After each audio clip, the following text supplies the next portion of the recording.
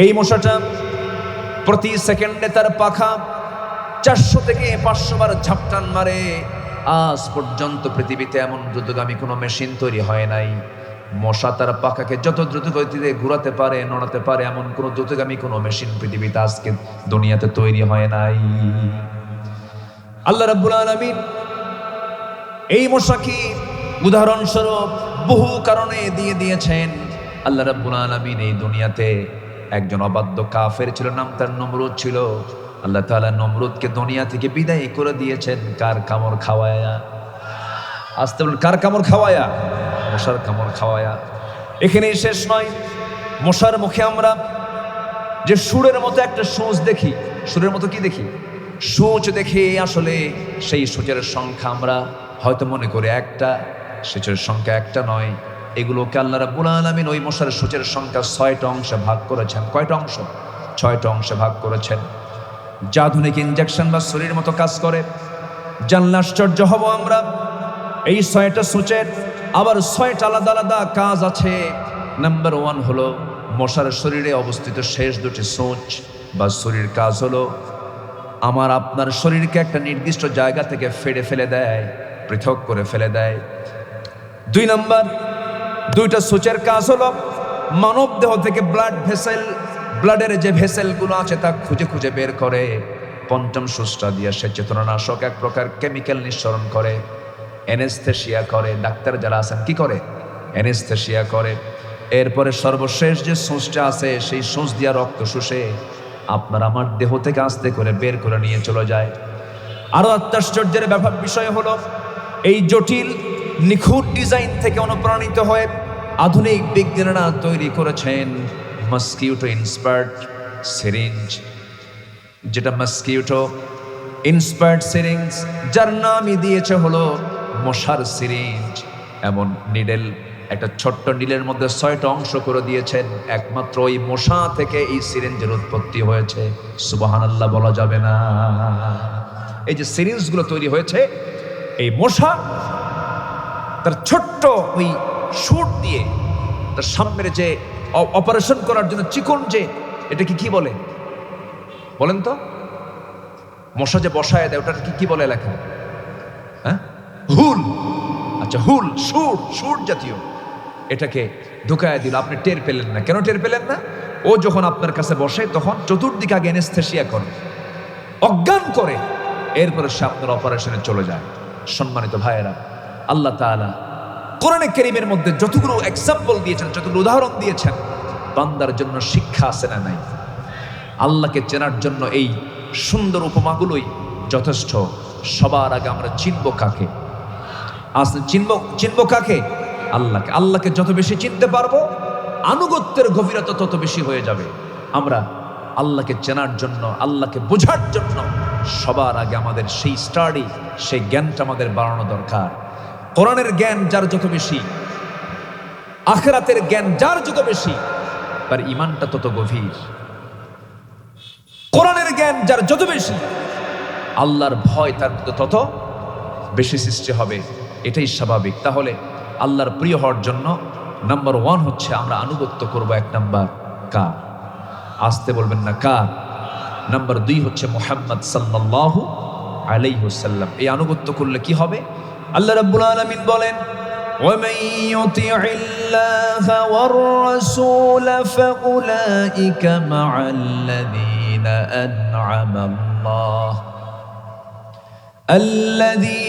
أَنْعَمَ اللَّهُ عَلَيْهِمْ مِنَ النَّبِيِّينَ وَالصِّدِّيقِينَ وَالشُّهَدَاءِ وَالصَّالِحِينَ وَحَسُنَ أُولَئِكَ رَفِيقًا। জোরে বলুন আল্লাহু আকবার।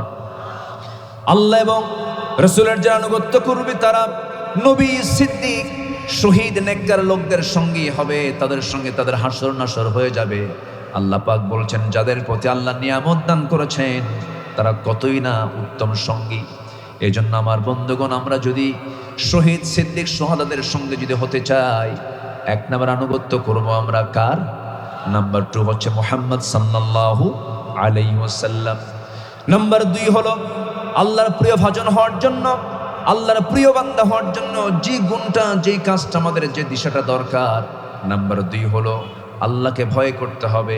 আল্লাহকে ভয় করে নফসের সকল কুপ্রবৃত্তি থেকে নিজেকে বাঁচাতে হবে, অর্থাৎ নফসের শুদ্ধতা আনতে হবে। আল্লাহ রাব্বুল আলামিন বান্দার বাহিরের দিক কিছুই দেখবেন না, আল্লাহ দেখবেন বান্দার ভিতরের দিকটা কেমন আছে। আল্লাহ রাব্বুল আলামিন বলেন, ওয়া আম্মা মান খাফা মাকামা রাব্বিহি ওয়া নাহান নাফসা আনিল হাওয়া ফাইন্নাল জান্নাতা হিয়াল মাওয়া। জোরে বলুন আল্লাহু আকবার। যার দিলের মাকামে আল্লাহর ভয়টা জাগ্রত হবে, তার জন্যই জান্নাতে মাওয়া। কোন বান্দা সফল? কোরআন বলে দিচ্ছে ওই বান্দাই সফল। মহান রব্বুল আলামিন বলেন, ক্বাদ আফলাহা মান তাযাক্কা ওয়া যাকারা ইসমা রাব্বিহি ফাসাল্লা। ক্বাদ আফলাহা মান যাক্কাহা ওয়া ক্বাদ খাবা মান দাসসাহা। জোরে বলুন আল্লাহু আকবার।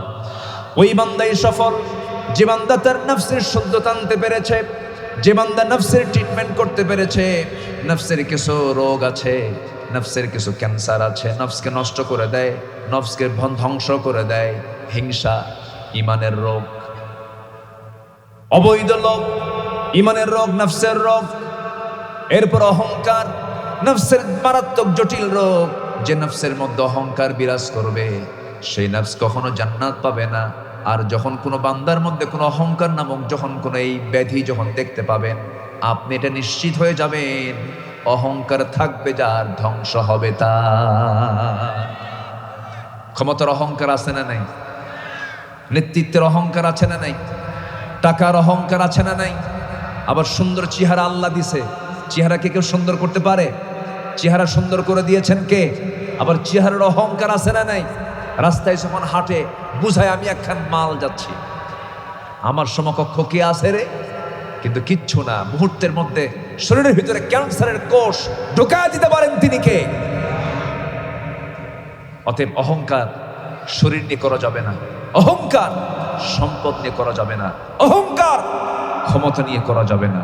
শুধু এদেশের স্বৈর শাসকের লিডার 16 বছরে এই দেশকে যিনি একটি গোটা দেশকে একটা কারাগার বানিয়েছিল, ঠিক কিনা বলেন?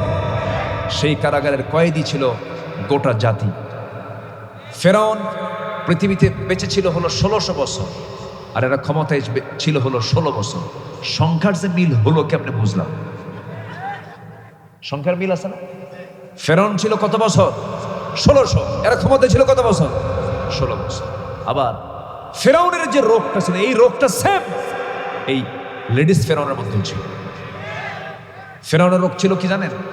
ফেরাউনের রোগ ছিল হলো যেভাবেই হোক ক্ষমতার চেয়ার থেকে নামা যাবে।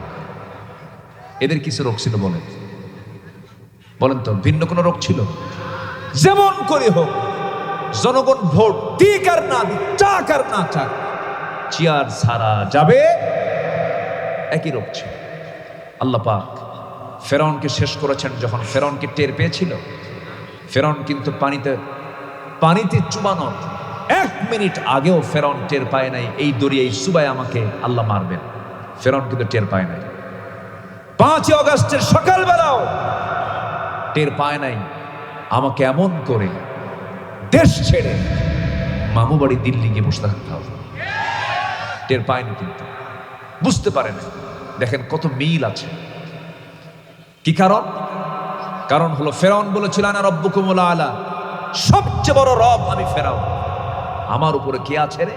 আল্লাহ বললেন থাম, এটা সময় আসুক। ওয়া আগরাকনা আলা ফিরাউন, শুধু তোরে না, তোর 14 গোষ্ঠী পানিতে সুবাহ ছাড়বো। আল্লাহু আকবার। আর ইনি চলে গেছেন মামু বাড়ি। কোথায়? দিল্লি চলে গেছেন। এই দিল্লির কথা আজ থেকে 25 বছর আগে উচ্চারিত হয়েছিল এদেশের অগণন মানুষের কলিজার টুকরা, এই জাতির সূর্য সন্তান শহীদ আল্লামা দেলাওয়ার হোসেন সাইদ রাহিমাহুল্লাহ 25 বছর আগে বলেছিলেন, গাছের গোড়ায় নাড়া দেব, মামু বাড়ি দিল্লি গিয়ে পড়বা। পড়ে নাই? শ্রীলঙ্কা পড়ছে, কাঠমান্ডু গিয়ে পড়ছে, ভুটান গিয়ে পড়ছে, নেপাল গিয়ে পড়ছে, লন্ডনে গেছে, আমেরিকা গেছে, ওয়াশিংটন গেছে, সোজা কোথায় গিয়ে পড়ছে? ফায়সালা কার? আসতে বলুন, ফায়সালা কার? অহংকার করা যাবে না। অহংকার করবেন, ভাববেন যে আপনার পতনের জন্য এই অহংকার আপনার মধ্যে চলে আসছে। অহংকার করা যাবে না।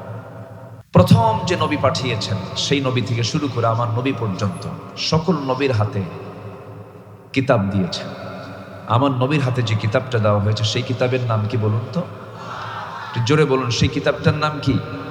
কোরআন। সেই কোরআনকে নিয়ে আজকের এই সাজানো বাগান সাজানো হয়েছে। সেই কিতাব থেকে কিছু কথা আমি বলতে চাচ্ছি। এ তো বিশাল দরিয়া। কোরআন হচ্ছে তলাহীন একটা সাগরের নাম। পৃথিবীর সকল সাগরের তলা খুঁজে পাওয়া যায়, কিন্তু কোরআনের যে জ্ঞান, কোরআনের যে ব্যাখ্যা, এটা হচ্ছে তলাহীন একটা সমুদ্র, তলাহীন একটা সাগর, যার তলা কোনোদিন পৃথিবীর কোনো মানুষ খুঁজে পাবে না। আল্লাহ রাব্বুল আলামিন বলেন, قُلْ لَوْ كَانَ الْبَحْرُ مِدَادًا لِكَلِمَاتِ رَبِّي لَنَفِدَ الْبَحْرُ قَبْلَ أَن تَنفَدَ كَلِمَاتُ رَبِّي وَلَوْ جِئْنَا بِمِثْلِهِ مَدَدًا। জোরে বলুন আল্লাহু আকবার। গোটা পৃথিবীর অথই জলরাশি, সাত সমুদ্রের পানিগুলোকে যদি কালি বানানো হয়, আর আমার রবের কালিমার ব্যাখ্যা লেখা যদি শুরু হয়ে যায়, সমস্ত পানিরূপী কালিগুলো লিখতে লিখতে নিঃশেষ হয়ে যাবে। কিন্তু আমার রবের যে কালিমা, যে কালাম, এই কালামের ব্যাখ্যা কোনোদিন শেষ করা যাবে না। জোরে বলি সুবহানাল্লাহ। পৃথিবীর সকল জ্ঞানের, পৃথিবীর সকল জ্ঞান বিজ্ঞানের সকল কিছুর মূল সোর্স, মূল মাদার যেটা, সেটা হচ্ছে কোরআন। 150 থেকে 200 আয়াত আছে ফিজিক্স কেমিস্ট্রির উপরে, রাষ্ট্র পদ্ধতির উপরে।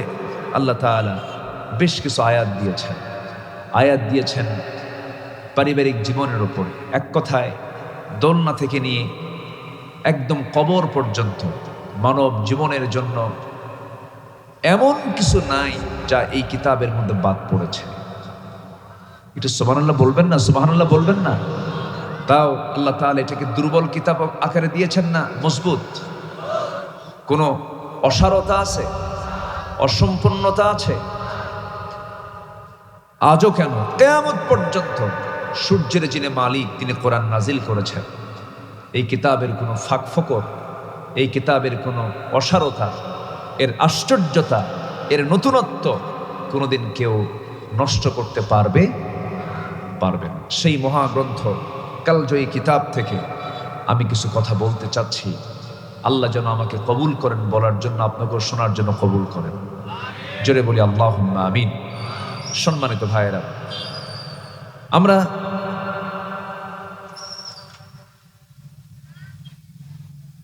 গোটা পৃথিবীর সকলের কাছে আমরা প্রিয় ভাজন হব না।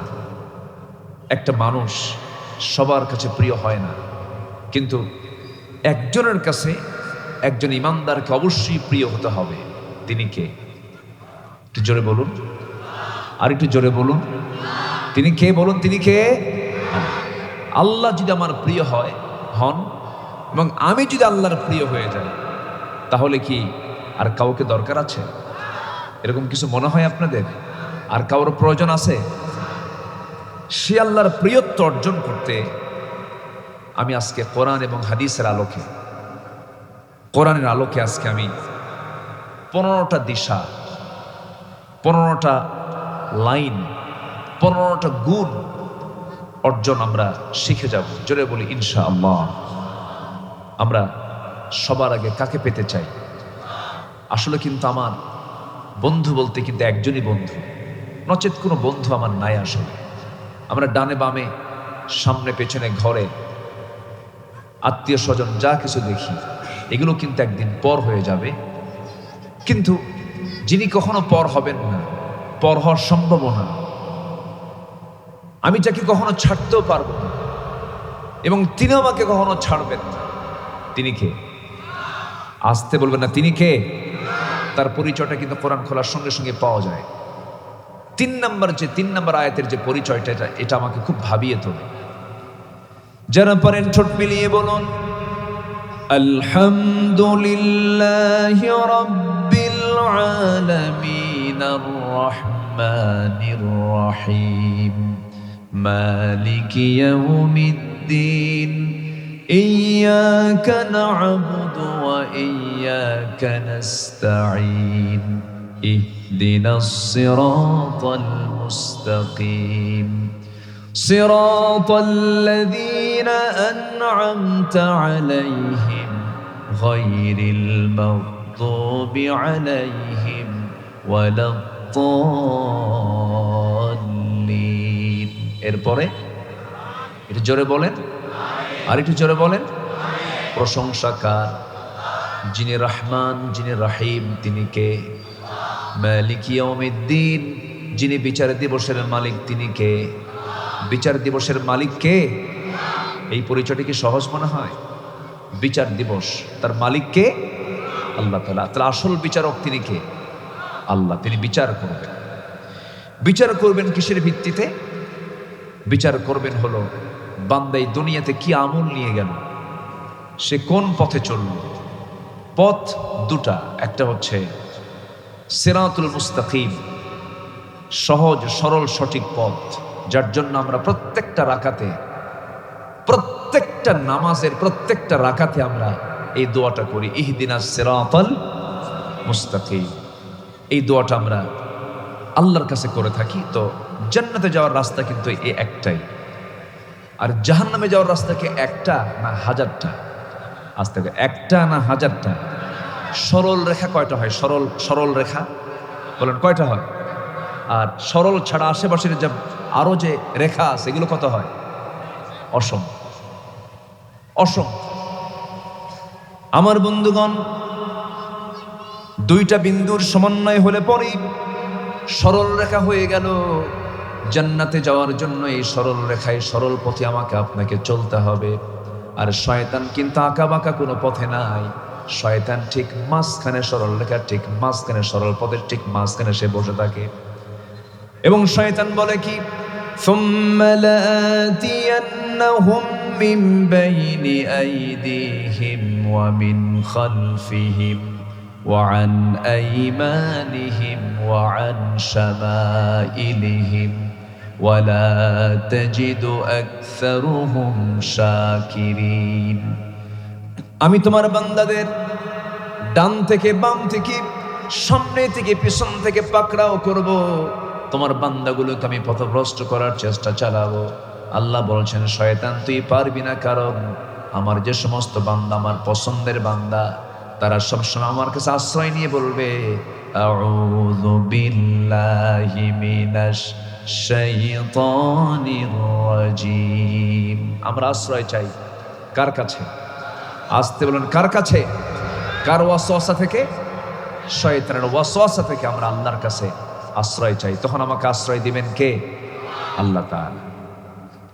আমার বন্ধুগণ, সে আল্লাহর প্রিয় বান্দা হওয়ার জন্য 15টা গুণ, 15টা দিশা আমাদের জন্য জানা দরকার, 15টা গুণ আমাদের জন্য বাস্তবায়ন করা দরকার। এর মধ্যে 1 নম্বর গুণ হলো, গোটা দুনিয়াতে যত আনুগত্য আছে সমস্ত আনুগত্যকে মাইনাস করে ফেলে আনুগত্য নির্দিষ্ট করব দুজনের জন্য। 1 নম্বর কে? আসতে বলবেন, 1 নম্বর কে? নাম্বার 2 হচ্ছেন মুহাম্মদ সাল্লাল্লাহু আলাইহি ওয়াসাল্লাম। এই দুইজনের আনুগত্য করব। তবে আল্লাহ তাআলা এক জায়গায় বলছেন, আতিউল্লাহ ওয়া আতিউর রাসূল ওয়া উলিল আমরি মিনকুম ফাইন তানাযা'তুম ফি শাইইন ফারুদ্দুহু ইলাল্লাহি ওয়ার রাসূল। তোমরা আনুগত্য করবে আল্লাহর, আনুগত্য করবে তার রাসূলের, এবং তোমাদের মধ্যে যারা আমির, তোমাদের মধ্যে যারা লিডার, তাদের তোমরা আনুগত্য করবে। তবে হ্যাঁ, লিডারকে মানতে গিয়ে যদি কোনো ঝামেলায় তোমরা পড়ে যাও, সেই সময় তোমরা ফিরে যাবে মূল আনুগত্য আল্লাহ এবং আল্লাহ রাসূলের দিকে। তাহলে মূল আনুগত্য হবে দুজনের। এক নাম্বার কে? আসতে বলবেন না কে? আর নাম্বার 2 হচ্ছে মুহাম্মদ সাল্লাল্লাহু। এবং আমাদের মধ্যে যারা আমির আছেন তাদেরকে আমরা মানব ততক্ষণ যতক্ষণ তিনি নবীর আদর্শকে লালন করবেন। নবীর আদর্শ যে নেতার মধ্যে নাই, যে আমিরের মধ্যে নাই, যে লিডারের মধ্যে নাই, ওই নেতার নেতৃত্ব মানা যাবে না। যে নেতার নেতৃত্ব মানতে গিয়ে ঈমান হারা হতে হয়, সেই সমস্ত নেতৃত্বের মুখে আমরা জুতা মারি, থুতু মারি, কোনো প্রয়োজন। কারণ নেতৃত্ব মানা অত্যন্ত স্পর্শকাতর বিষয়, মানতে হবে নেতৃত্ব। কিন্তু এই নেতৃত্বই কিন্তু আমাকে হাসরের দিন উঠায়া ছাড়বে। হাসরের দিন আমি কার নেতৃত্ব মেনেছি এটার জন্য জবাবদিহি করতে হবে কার আদালতে? আসতে বলবেন না কার আদালতে? আল্লাহর আদালতে। হয়তো ভাববেন হুজুর তাহলে কোনো নেতৃত্বই মানবো না, আমি কোনো দলই করব না। যে বলে আমার কোনো দল না, আমি নিরপেক্ষ, নিরপেক্ষ শব্দটা হলো শয়তান থেকে আসছে। ইমানদার কি নিরপেক্ষ থাকবে না একটা পক্ষ নেবে? কার পক্ষ নেবে বলেন? আসতে বলেন কার পক্ষ নেবে? আল্লাহর পক্ষ। নিরপেক্ষ শব্দটা কখনোই ইমানদারের সঙ্গে যায় না। ইমানদার পক্ষ নেবে। কার পক্ষ? দল করবে কার? আল্লাহ। তবে দলের কথা মনে হয় কোরআন শরীফে বাদ পড়ছে। কিছু কিছু লোকের কথার ভাবসাব দেখে মনে হয় কি জানেন, কোরআনে রাজনীতি নাই, রাষ্ট্র কিছু নাই, তারপরে সচিবালয় নাই, প্রশাসন নাই, কোর্ট কাছারি নাই, এগুলো হচ্ছে কোরআনের বাইরের সাবজেক্ট। এই জাতীয় চিন্তা যারা লালন করেন, কোরআন দিয়ে রাষ্ট্র চলতে পারে না, কোরআন দিয়ে সচিবালয় চলবে না, কোরআন দিয়ে ক্যান্টনমেন্ট চলতে পারে না, এই সমস্ত চিন্তা যারা করেন, নতুন করে তাদের ঈমান নবায়ন করতে হবে, ঠিক কিনা? নতুন করে ঈমান আনতে হবে। আমি মনে হয় একটু কষ্ট দিয়ে কথা বলছি। যদি কষ্ট আপনার কাছে মনে হয় তাহলে বুঝতে হবে যে আপনি কোরআন এবং সুন্নাহকে মানতে চান না। সোজা সাপটা কথা, বাঁচবো কয়দিন? আল্লাহকে ফাঁকি দিয়ে লাভ আছে? আপনি আল্লাহকে ফাঁকি দিবেন কেন? শরিয়া শব্দটা কত গুরুত্বপূর্ণ বিষয়। শরিয়া আইনকে আমরা বিশ্বাস করি না, এই জাতীয় কথা বললে কি ঈমান আছে না গেছে? ঈমান আছে না গেছে? চলে গেছে, এটা বলা যাবে না। গুরুত্বপূর্ণ বিষয় আমার আল্লাহর বিধান। আল্লাহর বিধানে কোরআনের একটা হরফকে যদি কেউ অমান্য করে তার ঈমান চলে যাবে। শব্দ তো দূরেই থাকলো, একটা হরফ, ঈমান থাকবে না। খুব গুরুত্বপূর্ণ এই স্পর্শকতার বিষয়ে আমরা সজাগ সতর্ক থাকবো। জোরে বলি ইনশাআল্লাহ। তাহলে 1 নম্বর আনুগত্য হবে কার? জিকির করব কার? সবাইকে ভুলে গেলেও আমার লস হবে না, কিন্তু আল্লাহকে ভুলে গেলে কি শুধু লস? বলেন তো, শুধু কি লস না মহা লস? মহা লস, সব শেষ। আল্লাহকে ভোলা যাবে না। আল্লাহ আমাকে 1 সেকেন্ডের জন্য কখনো ভুলেন না। আল্লাহ আমাকে স্মরণ করেন, আল্লাহ আমাকে দেখেন, আল্লাহ আমাকে শোনেন, আল্লাহ আমাকে জানেন। وَيَعْلَمُ خَائِنَةَ الْأَعْيُنِ وَمَا تُخْفِي الصُّدُورُ। তোমার চক্ষু কি খেয়ানত করে, এমনকি তুমি তোমার অন্তরে কি দানা বেঁধে রেখেছো, কি কুচিন্তা করছো, কি সুচিন্তা করছো, পৃথিবীর কোনো মানুষ না জানলেও সঙ্গে সঙ্গে আমার আল্লাহর কুদরতটা জেনে যায়। জোরে বলি সুবহানাল্লাহ। এমন প্রশাসন, এমন আল্লাহ, যে আল্লাহ মনের কল্পনা, মনের স্বপ্ন আল্লাহ জানেন। তিনি সেই মহান প্রভু। আল্লাহকে ফাঁকি দিবেন কেমনে? আল্লাহ তাআলা তাকে চেনার জন্য বিভিন্ন জায়গায় তার সৃষ্টির অপরূপ নিদর্শনগুলোকে আল্লাহ পাক বিভিন্ন জায়গায় ডিসপ্লে করেছেন। এবং আল্লাহ বান্দাকে প্রশ্ন করে বলেছেন, বান্দা দেখো এগুলো একটু ফিকির করো, দেখো। আল্লাহ রাব্বুল আলামিন বলেন, যারা পারেন ঠোঁট মিলিয়ে বলুন, ইন্না ফি খালকিস সামাওয়াতি ওয়াল আরদি ওয়া ইখতিলাফিল লাইলি ওয়ান নাহার লাআয়াতিল লিউলিল আলবাব। الذين يذكرون الله قياما وقعودا وعلى جنوبهم ويتفكرون في خلق السماوات والأرض ربنا ما خلقت هذا باطلا سبحانك فقنا عذاب النار জোরে বলুন আল্লাহু আকবার। শুধু জিকির করলে হবে না, ফিকিরও করতে হবে। আবার ফিকির শুধু করলে হবে না, জিকিরও করতে হবে। আল্লাহ পাক জিকিরের কথাও বলেছেন, একই আয়াতের মধ্যে ফিকিরের কথাও বলেছেন। এই চোখ দিয়ে আমরা দেখি, চোখটা দিয়েছেন কে? এই চোখটা কি ভাটায় আছে না জোয়ারে আছে? শুকনা জায়গায় না ভিজা জায়গায়? চোখটাকে আল্লাহ পাক শুকনা রেখেছেন না ভিজা রেখেছেন? ভিজা রেখেছেন। চোখটা আল্লাহ পাক পানির মধ্যে ভিজায় রেখেছেন। আল্লাহ তাআলা এই চোখটা বানিয়ে দিয়েছেন আমাকে। পৃথিবীর কারো কি এই ক্ষেত্রে কারো অবদান আছে? আল্লাহ রাব্বুল আলামিন বলেন, ألم نجعل له عينين ولسانا وشفتين وهديناه النجدين। বান্দা আমি তোমাকে টানা টানা দুইটা চক্ষু দিলাম, সুন্দর দুটি ঠোঁট দিলাম, সুন্দর একটা জিহ্বা দিলাম। বান্দা পৃথিবীর কেউ তো দেয় নাই। অতএব এই চক্ষু দিয়া যা দেখবি, আমার নামের জিকির করবি, আমার সৃষ্টির ফিকির করবি, আমার শুকরিয়া শুরু করবি, আলহামদুলিল্লাহ, সুবহানাল্লাহ, জোরে বলুন আল্লাহু আকবার। এই সমস্ত তাসবিহ প্রকাশ করা বান্দার দায়িত্ব। আমরা এই তাসবিহগুলো, এই জিকিরগুলো করব। আমার দায়িত্ব হচ্ছে জিকির করা, আর আমার এই জিকিরের ফলাফল দেওয়ার দায়িত্ব কার?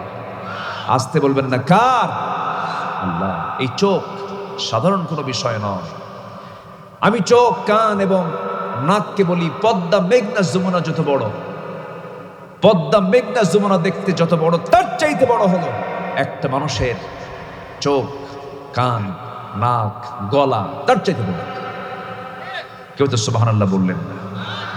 প্রতি মিনিটে মানুষ গড়ে 15 থেকে 20 বার পলক ফেলে, চোখের পলক। প্রতি মিনিটে কয়বার ফেলে? 15 থেকে 20 বার।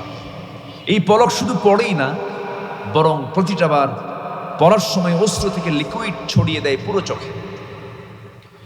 এর ফলে চোখ থাকে আর্দ্র, ধুলাবালি, ক্ষতিকর জীবাণুমুক্ত। পলক হলো চোখের প্রাকৃতিক ওয়াইফার। গাড়ির সামনে ওয়াইফার থাকে না, গ্লাসকে পরিষ্কার করে দেয়। তো এই পলক হচ্ছে চোখের প্রাকৃতিক ওয়াইফার, যা ঘুমের মধ্যেও চোখের সুরক্ষা নিশ্চিত করে। প্রতিদিন আমাদের চোখে গড়ে 1 মিলিলিটার অশ্রু তৈরি হয়, যা স্বচ্ছ অথচ অত্যন্ত কার্যকর এক তরল পদার্থ। এই অশ্রুর মধ্যে থাকে লাইসোজাইম নামের এক প্রাকৃতিক অ্যান্টিবায়োটিক, যা চোখকে ব্যাকটেরিয়ার আক্রমণ থেকে 100% সুরক্ষা দিয়ে থাকে। এটা আসতে বলেন সুবহানাল্লাহ। যখন হৃদয়ে বেদনায় ভরাক্রান্ত বা আত্মা আল্লাহর ভয়ে ও ভালোবাসার কারণে যখন কাঁপতে থাকে, তখন অশ্রু গড়িয়ে গড়িয়ে সেই চোখের পানিগুলো এসে গালের উপরে চলে আসে। এই অশ্রু আবার চোখের বাইরের অংশে পুষ্টি ও অক্সিজেন সরবরাহ করে। কারণ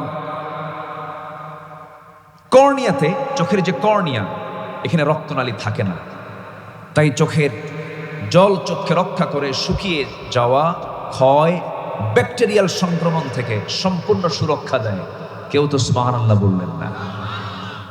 এগুলো কে করে দিয়েছেন? আসতে বললেন, কে করে দিয়েছেন?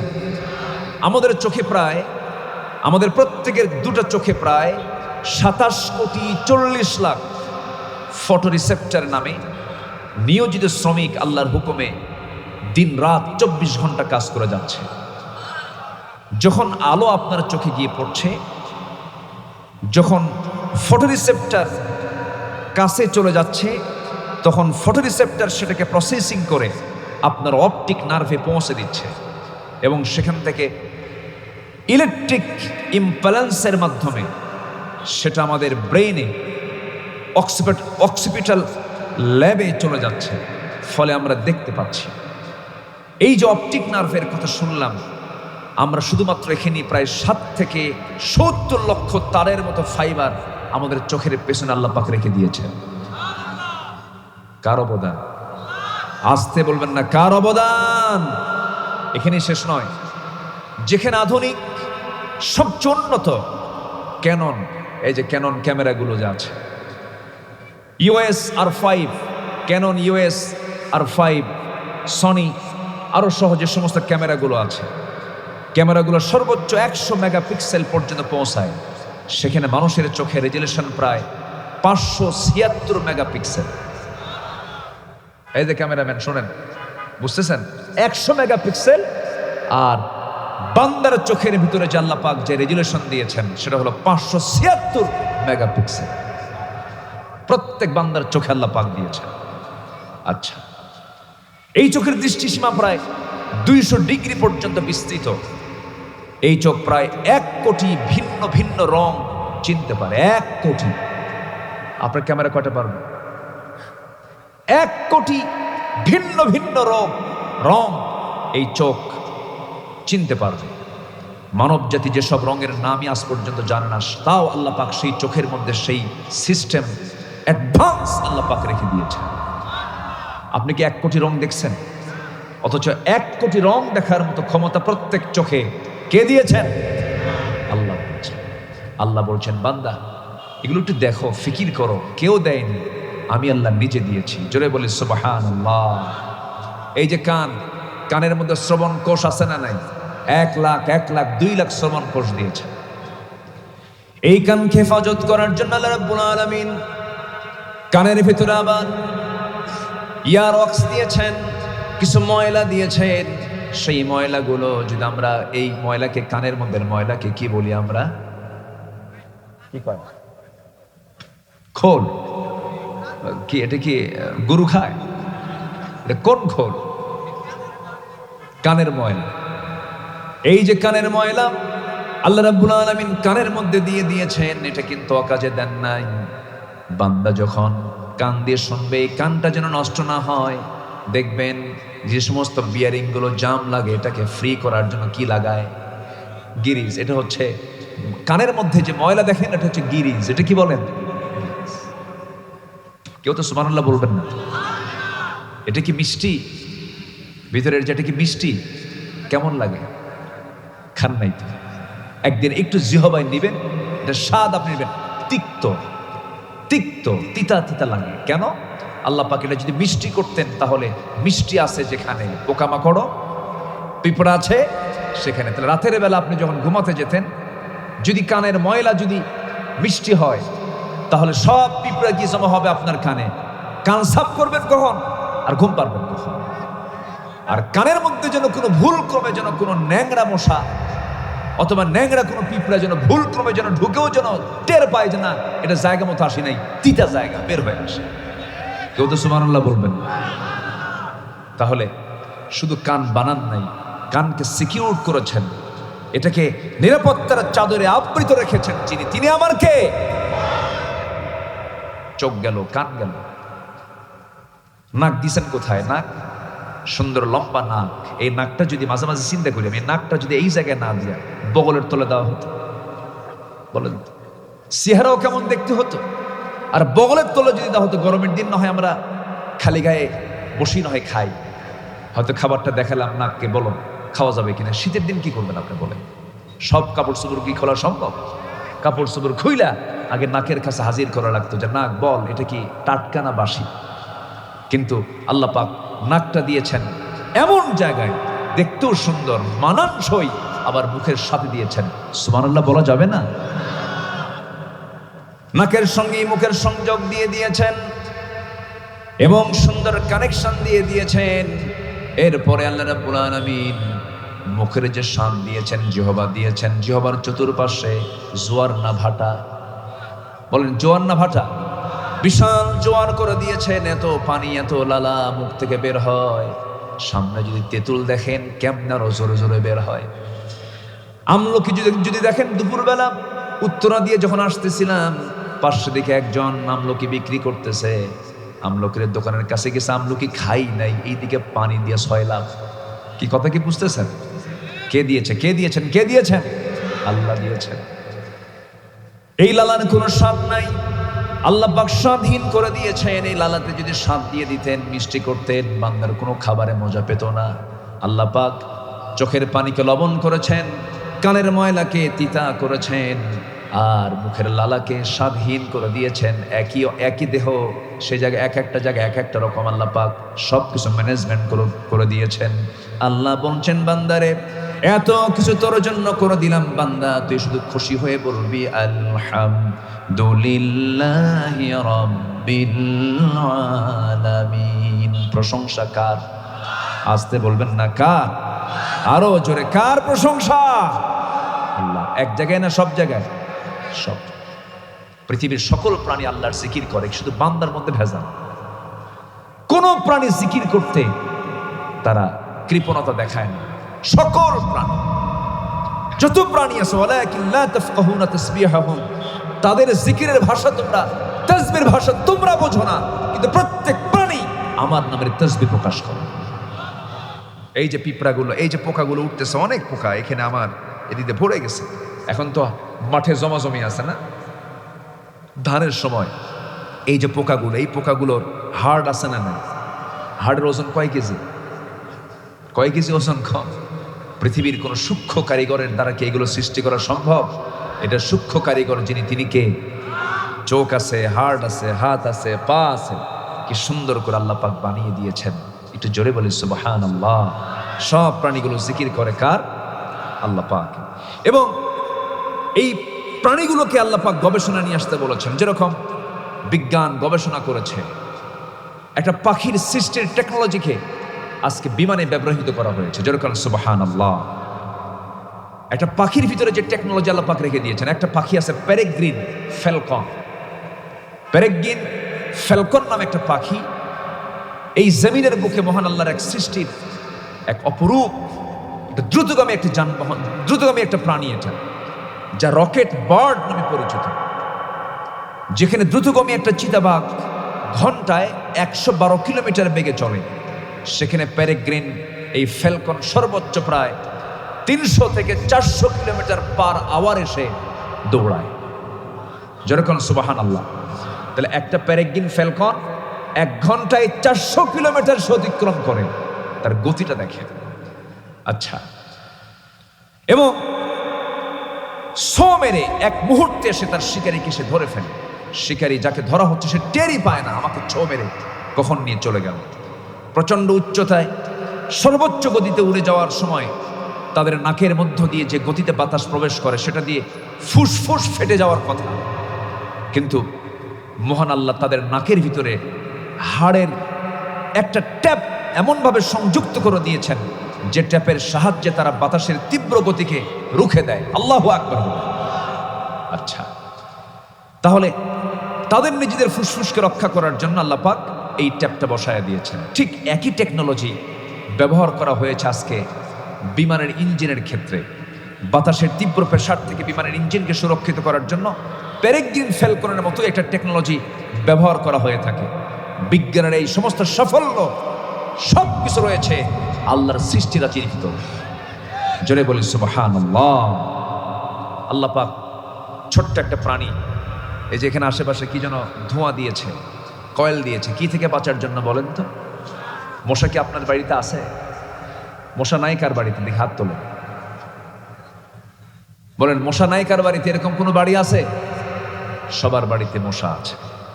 আমি সৌদি আরব গিয়েছিলাম মাসখানেক আগে, সেখানে কোনো মশা নাই। মক্কা মদিনায় কোনো মশা পেলাম না, তবে গ্রামে গঞ্জে থাকে, কিছু প্রত্যন্ত অঞ্চলে সে সমস্ত এলাকায় মশাগুলো থাকে। মশা আছে বলেই তো আল্লাহ পাক মশার কথাও কোরআনে বলেছেন। মশা নামে একটা প্রাণী আছে না নেই বলুন? আচ্ছা, মশা মজবুত, মশা শক্তিশালী না মানুষ শক্তিশালী? বলেন, হ্যাঁ বলেন, মানুষ শক্তিশালী না মশা শক্তিশালী? মশারি টাঙ্গায় মশা না মানুষ? কে টাঙ্গায়? মানুষ টাঙ্গায়। কি মশা থেকে বাঁচার, মশা থেকে আপনি বাঁচবেন না মশা আপনার থেকে বাঁচবেন? বলেন। তাহলে এখন বলুন তো শক্তিশালী কে? মশাই তো শক্তিশালী দিতেছে। চিন্তা করা যায় এই ছোট্ট মশার কাছে আমরা কতটা অসহায়। আজকেই তো মনে হয়, আজকে কি গতকালকে বিশ্বজুড়ে একজন হাফেজ ডেঙ্গুতে আক্রান্ত হয়ে, আজকেই তো মনে হয় ডেঙ্গুতে আক্রান্ত হয়ে তকি নামে একটা ছেলে হাফেজ দুনিয়া থেকে বিদায় নিয়েছে। প্লাটিলেট লেভেল একদম জিরো পর্যায়ে আসার পর সে আর বাঁচতে পারে নাই, দুনিয়া থেকে বিদায় নিয়েছে। কিসের কামড়ে বলেন তো? একটা মশা, ডেঙ্গু, এডিস মশা। আল্লাহ পাক এই মশার উদাহরণ দিয়েছেন আজ থেকে ১৫০০ বছর আগে। আল্লাহ রাব্বুল আলামিন বলেন, ইন্নাল্লাহা লা ইস্তাহি আন ইয়াদরিবা মাসালাম মা বাউদাতান ফামা ফাওকাহা فأما الذين آمنوا فيعلمون أنه الحق من ربهم وأما الذين كفروا فيقولون ماذا أراد الله بهذا مثلا يضل به كثيرا ويهدي به كثيرا وما يضل به إلا الفاسقين জোরে বলুন আল্লাহু আকবার। আমি কি আলোচনা শেষ করে দেব? এই যে বসো বসো বসো বসো বসেন। কষ্ট পাচ্ছেন নাকি আপনারা? আমি কি একটা কথা ওকে এখানে বানিয়ে কিছু বলছি? কোন আয়াত কি বাদ দিছি আমি? তা আয়াত বলছি তো, আপনি যাচ্ছেন কেন? না রাত হলো বেশি, দোয়া করে দেব নাকি? একটু বসেন। আপনি এই মুহূর্তে এই জায়গার চাইতে বরকতময় জায়গার দ্বিতীয় কোথাও পাবেন? কোথায় পাবেন আপনি? কোথাও তো পাবেন না। যেখানে বসলে গুনাহ মাফ হয়, যেখানে বসলে ফেরেশতারা দোয়া করে। সম্মানিত ভাই, একটু বসুন। আমি আর এই ব্যাপারে আর বলবো না, কেউ নড়বেন না। আমি খুব বেশি সময় নেব না, শুধু 15টা লাইন, 15টা গুণ আমরা অর্জন করে আমরা আল্লাহর প্রিয় হতে চাই। আমরা কার প্রিয় হতে চাই? আল্লাহর প্রিয়। 1 নম্বর হচ্ছে আনুগত্য। 1 নম্বর কি বলেন তো? কার আনুগত্য? সে আল্লাহর আনুগত্য আমরা করব। সে আল্লাহর মহানত্ব নিয়ে একটু কথা বলছি। আল্লাহ কত মহান। মশা, এই মশাকে আল্লাহ রাব্বুল আলামিন উদাহরণস্বরূপ দিয়েছেন। কাফের মুশরিকরা বলল, তোমার আল্লাহর কাম নাই কাজ নাই, কোরআনের মতো কিতাবে এই মশার উদাহরণ দেওয়া লাগে? এরকম করে বলে ফেলল। আসলে কি মশা কি দুর্বল প্রাণী? কেমনে দুর্বল হল? আপনি দেখলেন গোটা ঘরে কোথাও মশা নাই, চতুর্দিকে নেটিং করা পাকা ঘর, কোথাও মশা আপনি পেলেন না। আপনি করলেন কি? লাইটটা বন্ধ করে শুয়ে পড়েছেন। হঠাৎ করে ঘুম আসেন নাই আপনি, অন্ধকারে ওই মশা কেমন আপনারে চিনল? আপনার কানের কাছে এসে সারেগামা পাদানিসা শুরু করে দিচ্ছে। করেন কি? করে কিনা বলেন? ও দেখলো কেমন? আপনি তো দেখলেন কেমনে আসলো সে? বিজ্ঞান বলছে প্রত্যেকটা মশা 75 ফুট দূর থেকে টের পায় এখানে কোন সলিমুদ্দি শুয়ে আছে। 75 ফুট দূর থেকে। আপনি দেখলেন না, কিন্তু সে আপনাকে ঠিকই মার্ক করে রাখছে। শুধু লাইট বন্ধ কর, শুধু লাইট কি বন্ধ কর, চলে আসে। এই মশাটা প্রতি সেকেন্ডে তার পাখা 400 থেকে 500 বার ঝাপটান মারে। আজ পর্যন্ত পৃথিবীতে এমন দ্রুতগামী কোনো মেশিন তৈরি হয় নাই। মশা তার পাখাকে যত দ্রুত গতিতে ঘোরাতে পারে, নড়াতে পারে, এমন কোনো দ্রুতগামী কোনো মেশিন পৃথিবীতে আজকে দুনিয়াতে তৈরি হয় নাই। আল্লাহ রাব্বুল আলামিন এই মশাকে উদাহরণস্বরূপ বহু কারণে দিয়ে দিয়েছেন। আল্লাহ রাব্বুল আলামিন এই দুনিয়াতে একজন অবাধ্য কাফের ছিল, নাম তার নমরুদ ছিল। আল্লাহ তাআলা নমরুদকে দুনিয়া থেকে বিদায় করে দিয়েছেন। কার কামড় খাওয়ায়া? আসতে বলুন, কার কামড় খাওয়ায়া? মশার কামড় খাওয়ায়া। এখানেই শেষ নয়। মশার মুখে আমরা যে সুরের মতো একটা সূচ দেখি, সুরের মতো কি দেখি? সূচ দেখে আসলে সেই সূচের সংখ্যা আমরা হয়তো মনে করি একটা, সূচের সংখ্যা একটা নয়। এগুলোকে আল্লাহ রাব্বুল আলামিন ওই মশার সূচের সংখ্যা 6টা অংশে ভাগ করেছেন। কয়টা অংশ? 6টা অংশে ভাগ করেছেন। যা আধুনিক ইনজেকশন বা ছুরির মতো কাজ করে। জানলে আশ্চর্য হব আমরা, এই 6টা সূচের আবার 6টা আলাদা আলাদা কাজ আছে। নাম্বার 1 হলো মশার শরীরে অবস্থিত শেষ দুটি সোঁচ বা শরীর কাজ হলো আমার আপনার শরীরকে একটা নির্দিষ্ট জায়গা থেকে ফেলে দেয়, পৃথক করে ফেলে দেয়। 2 নম্বর, দুইটা সূচের কাজ হলো মানব দেহ থেকে ব্লাডের যে ভেসেলগুলো আছে তা খুঁজে খুঁজে বের করে। 5ম সূচটা দিয়ে সে চেতনানাশক এক প্রকার কেমিক্যাল নিঃসরণ করে, অ্যানেস্থেসিয়া করে। ডাক্তার যারা আছেন কি করে? অ্যানেস্থেসিয়া করে।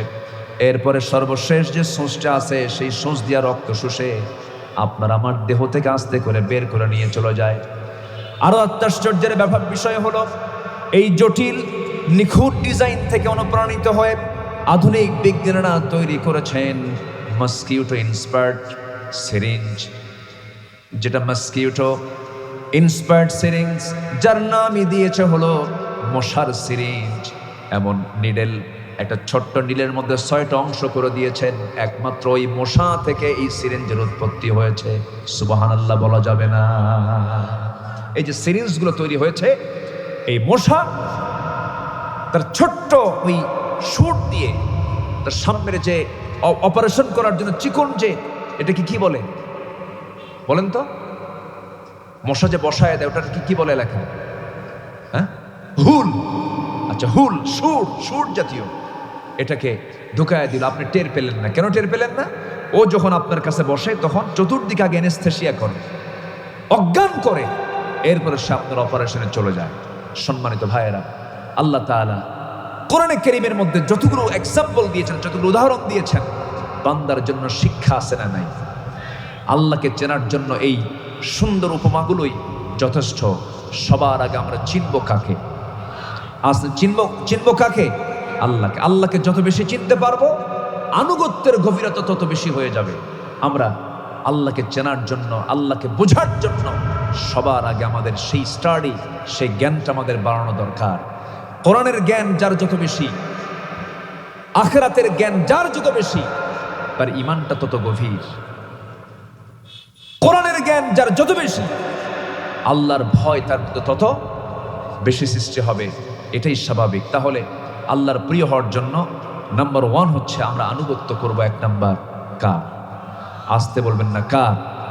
নাম্বার 2 হচ্ছে মুহাম্মদ সাল্লাল্লাহু আলাইহি ওয়াসাল্লাম। এই আনুগত্য করলে কি হবে? আল্লাহ রাব্বুল আলামিন বলেন, وَمَن يُطِعِ اللَّهَ وَالرَّسُولَ فَأُولَئِكَ مَعَ الَّذِينَ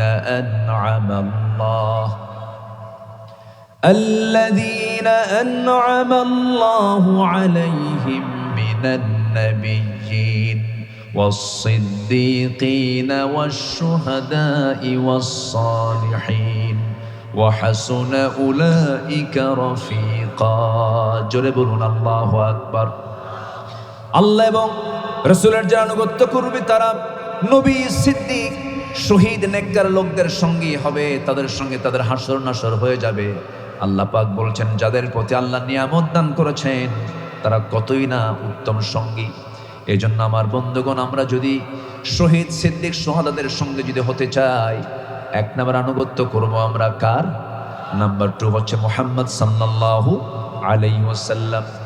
নাম্বার 2 হলো আল্লাহর প্রিয় ভাজন হওয়ার জন্য, আল্লাহর প্রিয় বান্দা হওয়ার জন্য যে গুণটা, যে কাজটা আমাদের, যে দিশাটা দরকার, নাম্বার 2 হলো আল্লাহকে ভয় করতে হবে। আল্লাহকে ভয় করে নফসের সকল কুপ্রবৃত্তি থেকে নিজেকে বাঁচাতে হবে, অর্থাৎ নফসের শুদ্ধতা আনতে হবে। আল্লাহ রাব্বুল আলামিন বান্দার বাহিরের দিক কিছুই দেখবেন না, আল্লাহ দেখবেন বান্দার ভিতরের দিকটা কেমন আছে। আল্লাহ রাব্বুল আলামিন বলেন, ওয়া আম্মা মান খাফা মাকামা রাব্বিহি ওয়া নাহান নাফসা আনিল হাওয়া ফাইন্নাল জান্নাতা হিয়াল মাওয়া। জোরে বলুন আল্লাহু আকবার। যার দিলের মাকামে আল্লাহর ভয়টা জাগ্রত হবে, তার জন্যই জান্নাতে মাওয়া। কোন বান্দা সফল? কোরআন বলে দিচ্ছে ওই বান্দাই সফল। মহান রব্বুল আলামিন বলেন, قد أفلح من تزكى وذكر اسم ربه فصلى قد أفلح من زكاها وقد خاب من دساها। জোরে বলুন আল্লাহু আকবার। ওই বান্দাই সফল যে বান্দা তার নফসের শুদ্ধতা আনতে পেরেছে, যে বান্দা নফসের ট্রিটমেন্ট করতে পেরেছে, নফসের কিছু রোগ আছে, নফসের কিছু ক্যান্সার আছে, নফসকে নষ্ট করে দেয়, নফসকে ধ্বংস করে দেয়, হিংসা ইমানের রোগ, অবৈধ লোভ ইমানের রোগ, নফসের রোগ, এরপর অহংকার নফসের মারাত্মক জটিল রোগ। যে নফসের মধ্যে অহংকার বিরাজ করবে সেই নফস কখনো জান্নাত পাবে না। আর যখন কোনো বান্দার মধ্যে কোনো অহংকার নামক যখন কোনো এই ব্যাধি যখন দেখতে পাবেন, আপনি এটা নিশ্চিত হয়ে যাবেন অহংকার থাকবে যার, ধ্বংস হবে তার। ক্ষমতার অহংকার আছে না নাই? নেতৃত্বের অহংকার আছে না নাই? টাকার অহংকার আছে না নাই? আবার সুন্দর চেহারা আল্লাহ দিছে, চেহারাকে কেউ সুন্দর করতে পারে? চেহারা সুন্দর করে দিয়েছেন কে? আবার চেহারার অহংকার আছে না নাই? রাস্তায় যখন হাঁটে বুঝায় আমি একখান মাল যাচ্ছি, আমার সমকক্ষ কে আছে রে? কিন্তু কিচ্ছু না, মুহূর্তের মধ্যে শরীরের ভিতরে ক্যান্সারের কোষ ঢুকায় দিতে পারেন তিনি কে? অতএব অহংকার শরীর নিয়ে করা যাবে না, অহংকার সম্পদ নিয়ে করা যাবে না, অহংকার ক্ষমতা নিয়ে করা যাবে না। শুধু এদেশের স্বৈর শাসকের লিডার 16 বছরে এই দেশকে যিনি একটি গোটা দেশকে একটা কারাগার বানিয়েছিল, ঠিক কিনা বলেন? সেই কারাগারের কয়েদি ছিল গোটা জাতি। ফেরাউন পৃথিবীতে বেঁচে ছিল হলো 1600 বছর, আর এরা ক্ষমতায় ছিল হলো 16 বছর। সংখ্যার যে মিল হলো কেমনে বুঝলাম? সংখ্যার মিল আছে না? ফেরাউন ছিল কত বছর? 1600। এরা ক্ষমতায় ছিল কত বছর? 16 বছর। আবার ফেরাউনের যে রোগটা ছিল, এই রোগটা সেম এই লেডিস ফেরাউনের মধ্যে ছিল। ফেরাউনের রোগ ছিল কি জানেন?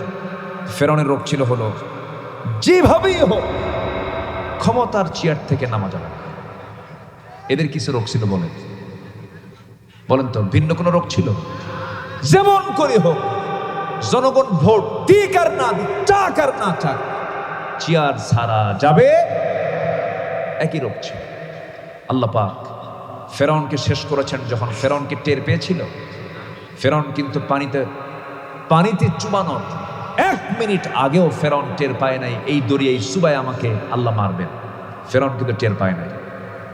5 আগস্টের সকালবেলাও টের পায় নাই আমাকে এমন করে দেশ ছেড়ে মামু বাড়ি দিল্লি গিয়ে বসে থাকতে হবে। টের পায়নি, কিন্তু বুঝতে পারে না। দেখেন কত মিল আছে। কি কারণ? কারণ হলো ফেরাউন বলেছিল আনা রব্বুকুমুল আলা, সবচেয়ে বড় রব আমি ফেরাউন, আমার উপরে কে আছে রে? আল্লাহ বললেন থাম, এটা সময় আসুক। ওয়া আগরাকনা আলা ফিরাউন, শুধু তোরে না, তোর 14 গোষ্ঠী পানিতে সুবাহ ছাড়বো। আল্লাহু আকবার। আর ইনি চলে গেছেন মামু বাড়ি। কোথায়? দিল্লি চলে গেছেন। এই দিল্লির কথা আজ থেকে 25 বছর আগে উচ্চারিত হয়েছিল এদেশের অগণন মানুষের কলিজার টুকরা,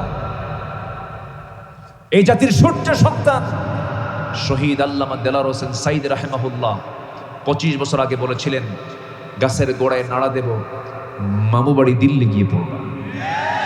পড়ে নাই?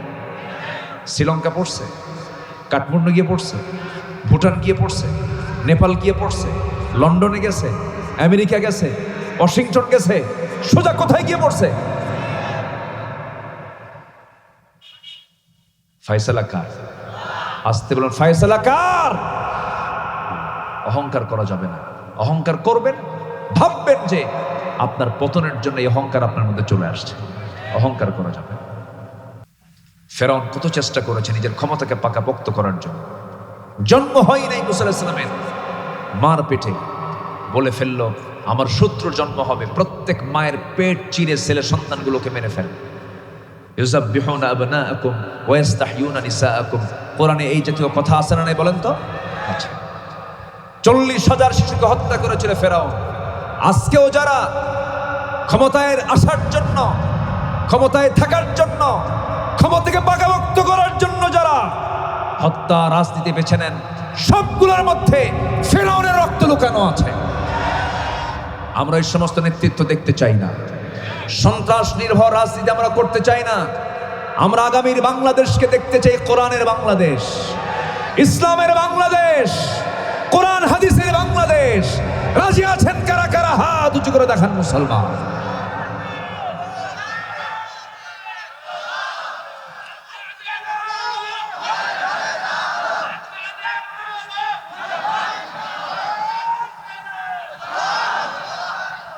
আল্লাহ কবুল করুন, জোরে বলি আমিন, আরো জোরে আমিন। হাত নামান। কষ্ট পেলেন নাকি আপনারা? সম্মানিত ভাইয়েরা, আল্লাহ তাআলা এই কোরআনের প্রায় পাতায় পাতায়, বলবো না, প্রায় জায়গাতে আল্লাহ তাআলা একজন নবীর নাম সবচেয়ে বেশি উচ্চারণ করেছেন, তার নাম হলো মূসা। কারণ এই নবীকে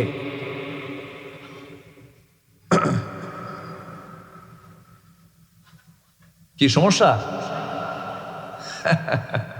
আমার দিকে তাকান। কষ্ট পাচ্ছেন নাকি আপনারা?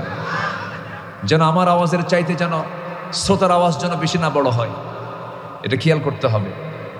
এটা কোরআনের মাহফিল, এটা আদব রক্ষা করার দায়িত্ব একার না সবার। আসতে পারেন, একার না সবার। একটু বসুন, শৃঙ্খলা রক্ষা করে আমরা বসি। সম্মানিত ভাইয়েরা, সম্মানিত বন্ধুগণ, আল্লাহ তাআলা এই নবীর নামটা বারবার নিয়েছেন কেন জানেন? খুব নির্যাতিত নবী ছিলেন তিনি, প্রচুর টর্চার করা হয়েছে, এবং এমন জাতির তিনি নবী ছিলেন, খুব সোজা না বাঁকা, বাঁকা একটা জাতির তিনি নেতৃত্ব দিয়েছেন।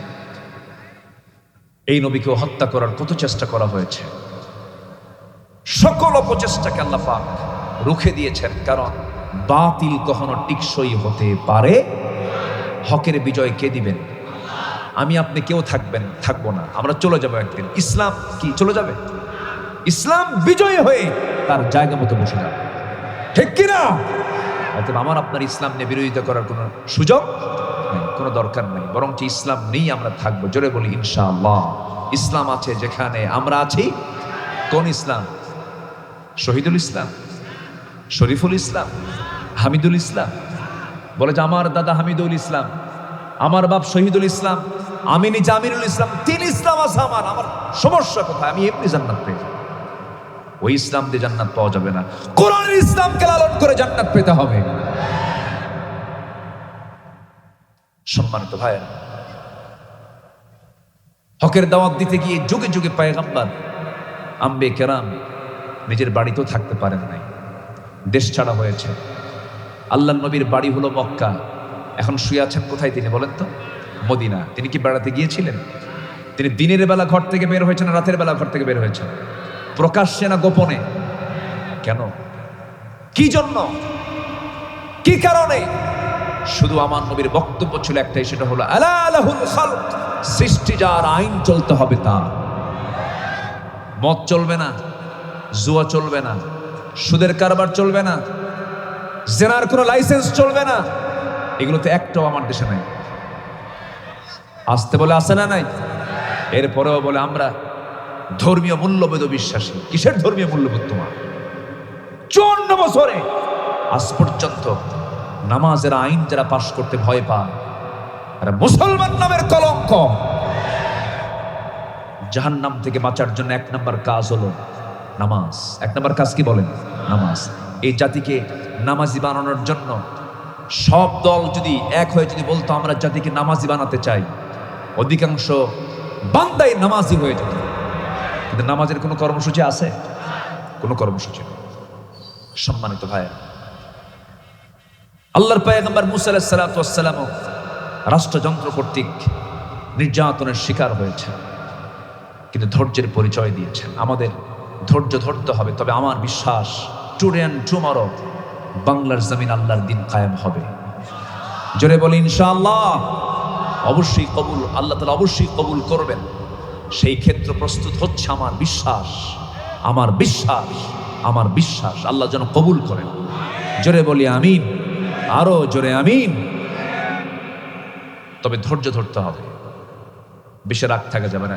ধৈর্য ধরবেন, জিতে যাবেন। রাগ করবেন, হেরে যাবেন। ধৈর্যের পরিচয় ইমানদারকে সর্বোচ্চ করতে হবে। ধৈর্যের সাথে কে আছেন? আসতে বলবেন কে আছেন? সবচেয়ে বড় ধৈর্যশীলকে? গাঁজা খায় তাও আল্লাহ তারা খাওয়ায়, মদ খায় আল্লাহ তারে তাও খাওয়ায়, আল্লাহর বিরুদ্ধে কথা কয়, আল্লাহ তারেও খাওয়ায়। আল্লাহর চেয়ে বড় ধৈর্যশীল কেউ আছে? আমরা ধৈর্যশীল হব, নফসের ট্রিটমেন্ট করব। নফসের রোগ হলো রাগ করা, নফসের রোগ হলো হিংসা করা, নফসের রোগ হলো অবৈধ লোভ করা। বৈধ লোভ আপত্তি নেই, নিজের সম্পদের প্রতি আপনার লোভ থাকতেই পারে, কিন্তু পরের পুকুরে আপনি মাছ চাষ করে খাবেন, আপনার ক্ষমতা আছেন, আপনার দল ক্ষমতায় আছে, পরের পুকুর দখল করে মাছ চাষ করছেন, এটা অবৈধ লোভ। এগুলো করা যাবে না। হারাম কোনো পন্থা অবলম্বন করা যাবে না। নিজের স্ত্রীর প্রতি আপনার কামনা বাসনা থাকবে, নিজের স্ত্রীর দিকে আপনি তাকাবেন, সব পেয়ে যাবেন, এটা একটা লোভ। কামনা বাসনা কোনো সমস্যা নাই, কিন্তু আল্লাহ বলছেন বিয়ে করে কামনা বাসনা করো, কিন্তু অন্যের বইয়ের প্রতিও লোভ আছে না? নাই। এরকম বান্দা আছে না? এরকম বান্দা আছে না? তবে রাজশাহীতে নাই, আছে, রাজশাহীতে আছে। বিবাহ পূর্ব নোংরামিগুলো সামাজিক স্বীকৃতি পেয়ে গেছে। আজকে বয়ফ্রেন্ড গার্লফ্রেন্ডের পরিচয় লালন করে সবাই চলে যাবেন এখান থেকে। রাজশাহী ইউনিভার্সিটি কয়শো মাইল দূরে, বেশি দূরে নাকি? এটা রাজশাহী কলেজের সামনে যান, ইউনিভার্সিটির সামনে যান, এই সমস্ত শিক্ষানগরী রাজশাহী যেখানেই যাবেন সেখানে আপনি চলে যেতে পারেন, দেখতে পারেন, শুধু চিত্রটা দেখবেন। বলুন তো এই সমস্ত ইউনিভার্সিটিগুলোতে, কলেজ ক্যাম্পাসগুলোতে ক্লাস কি একটা না দুইটা? দুইটা ক্লাস, একটা হলো ইন কোর্স আর একটা হলো আউট কোর্স। আউট কোর্সের সেই ক্লাসটা হলো গাছের গোড়ায় গোড়ায়, জোড়ায় জোড়ায়, বুকে বুক মিলে, হাতে হাত মিলে, সকাল থেকে সন্ধ্যা পর্যন্ত বয়ফ্রেন্ড গার্লফ্রেন্ড, একটাই জিকির, তুমি আমার আমি তোমার। যেরকম নাউজুবিল্লাহ। কেন হচ্ছে এগুলো? পর্দার বিধানটা নাই। পর্দার বিধান চালু হলে ১.৫ হাত লাঠি দিয়ে পিটাই আপনি তুমি সব ছুটায় দাও। বিয়ে করে প্রেম কর, প্রেম আগে না বিয়ে আগে? অনেকে চুপ করে আছে, হুজুর কি খবর? সেই দিন একজন আমারে বলে, হুজুর একটু দোয়া করবেন, আমাদের বিয়েটা না লাভ ম্যারেজ। বললাম লুচ্চা ম্যারেজ। বিয়ের আগে কোনো লাভ আছে? বিয়ের আগে কোনো প্রেম হয়? প্রেম হবে বিয়ের আগে না বিয়ের পরে? যারা বিয়ের আগে প্রেম করে শেষ করে, বিয়ের পরে আর প্রেম থাকে না, বিয়ের পরে খালি কিলাকিলি হয়। বিয়ের পরে কি হয়? কিলাকিলি। ওগুলো করা যাবে না, এগুলো সব বন্ধ হয়ে যাবে। রাজশাহী মহানগরীতে তো কোনো মদের দোকান নাই না? মদের দোকান আছে? আছে মদের দোকান, তবে কাস্টমার নাই। কাস্টমারও আছে, তাহলে মদের দোকানও আছে, মদের কাস্টমারও আছে। আমার দেশে মদের ফ্যাক্টরি আছে না নাই? আছে। মদ খাওয়া কি? আসতে কয় আরো জোরে। তাহলে আমাদের দেশে মদের আইন পাস না ফেল? আমার দেশে মদের আইন পাস না ফেল? মদের ফ্যাক্টরি আছে না নাই? মদের ফ্যাক্টরি উদ্বোধন করার জন্য, দোয়া করার জন্য হুজুর আছে না নাই? এমন হুজুরও আছে, দোয়া করে আল্লাহ মদের ফ্যাক্টরিতে বরকত দিয়ে দেবে। সিনেমা উদ্বোধন হবে, সিনেমা ওপেন হবে, সেন্সর বোর্ড অনুমোদন দিয়েছে। যে সেন্সর বোর্ড কি অনুমোদন দিল? খুব একটা নাচানাচি নাই, ভালোই নাচানাচি করছে, শালীনতা আছে, কিন্তু গায়ে কাঁপছে। সেন্সর বোর্ড অনুমতি দিয়ে দিল, হুজুরে ডাক দিয়ে বলল, হুজুর আপনি দোয়া করেন। দোয়া করে আল্লাহ এই সিনেমার নায়ক নায়িকা প্রডিউসার সহ যারাই খেদমত করেছেন, আল্লাহ প্রত্যেকে তুমি আল্লাহ তোমার যাচাই খায়ের দান করো। দেখছেন এরকম দোয়া করা হুজুরও আমার দেশে ভাড়া পাওয়া যায়, আছে না নাই? কোথায় যাবে না? আমার বন্ধুগণ, এগুলো এমনি এমনি বন্ধ হবে না। এগুলো বন্ধ করার জন্য আল্লাহ রাব্বুল আলামিন বলেন ৪টা বিধান তুমি চালু করে দাও। রাষ্ট্রীয় ক্ষমতা যারা পাবে, আল্লাহর পরামর্শ হলো ১০ দফা, ১৯ দফা, ১৪ দফা লাগবে না, মাত্র ৪টা দফা। ইম্মাক্কান্নাহুম ফিল আরদি আকামুস সালাতা ওয়া আতাউজ যাকাতা ওয়া আমারু বিল মা'রুফ ওয়া নাহাউ আনিল মুনকার। কোরআন খুলে দেখেন, আমি আব্দুল্লাহ আমিন বানোয়াট কোনো কথা বলতে আসি না। আল্লাহ রাব্বুল আলামিন বলছেন, কোরআন বলে দিচ্ছে রাষ্ট্র ক্ষমতা যারা পাবে ৪টা দফা তোমরা জারি করবে। আমি আল্লাহ নিজে ওয়াদা করলাম, আকাশ জমিনের সমস্ত বরকতের দরজা আমি আল্লাহ খুলে খুলে দেব। নাম্বার 1 হলো নামাজ কায়েম করবে। নামাজ কায়েম হলে পরে সুদ থাকবে না, নামাজ কায়েম হলে পরে সুদের কারবার থাকবে না, নামাজ কায়েম হলে পরে বেহায়াপনা থাকবে না, নামাজ কায়েম হলে পরে জিনার কোনো আইন থাকবে না, মদের কোনো দোকান থাকবে না। নামাজ কায়েম করো, যাকাত আদায় করো। একটা হচ্ছে আল্লাহর হক তোমরা প্রতিষ্ঠা করো, একটা বান্দার হক প্রতিষ্ঠা করো। সৎ কাজের আদেশ দাও, সৎ কাজের বাধা দাও। এই চারটা বিধান কার্যকর করার জন্য রাষ্ট্র ক্ষমতায় যারা যাবে তাদেরকে পরামর্শ দিয়েছেন তিনি আমার কে? 54 বছরে কোনো রাষ্ট্রনায়ককে এই পরামর্শ নিছে নাকি? কেউ কি নিছে? নিছে শয়তান থেকে। মদের আইন পাশ করছে, জিনার আইন পাশ করছে, বেশ্যাবৃত্তির আইন পাশ করেছে। নাউজুবিল্লাহ বলে। কথা তো বলতেই হবে, যেটা বাস্তব। আমরা কি অবাস্তব কিছু বলছি? এটাই তো বাস্তব। সম্মানিত ভাইয়েরা, সম্মানিত বন্ধু, তাহলে নফসের আমরা ট্রিটমেন্ট করব, জোরে বলি ইনশাআল্লাহ।